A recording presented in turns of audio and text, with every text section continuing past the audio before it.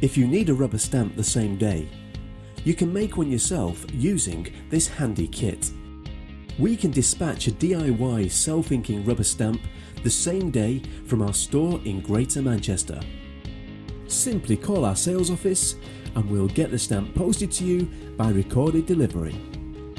Making the rubber stamp is straightforward.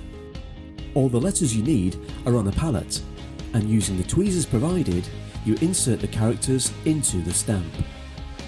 There's a selection of characters in 3 and 4mm, which enables you to have a heading or title that stands out from the rest of the characters. The letters are held securely and will stay in place as long as required, and won't fall out and leave you with gaps in your text. You can change the lettering by simply removing the characters with the tweezers.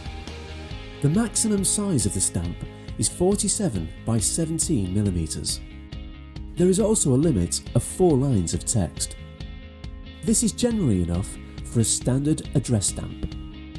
This type of self-inking stamp will require a replacement ink pad from time to time.